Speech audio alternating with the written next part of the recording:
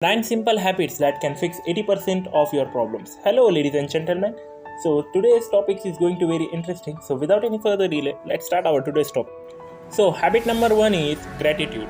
We hear gratitude all the time, but science backs it up. Those who express gratitude increase well being, can focus more on what's working, and overcome challenges at the faster pace. Write 3 things you are grateful for in the morning and start your day empowered. Habit number 2 is aeroplane mode. Instead of immediately grabbing your phone and starting the day off being reactive, choose to take control and start the day on your terms. To do so, start the day on aeroplane mode for at least 15 minutes and work your way up to 60 minutes or more. Habit number 3 is physical movement. Physical movement is crucial to creativity, motivation, and mental performance. Start simple, time yourself doing one activity for at least 10 minutes. Habit number 4 is mindfulness. The habit of mindfulness through the meditation is shown to increase well-being, boost creativity, and provide some much needed perspective.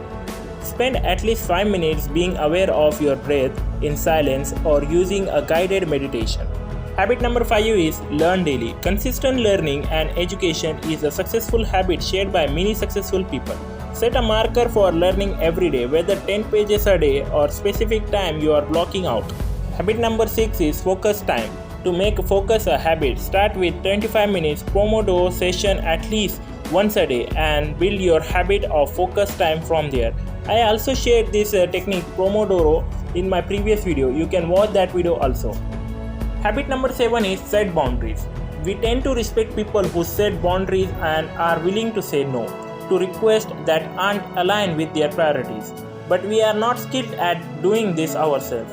Setting boundaries could mean having a conversation with someone about our current focus, or it could simply mean saying no. To make setting boundaries a habit, find one way every week to ensure you protect your time, energy, and attention.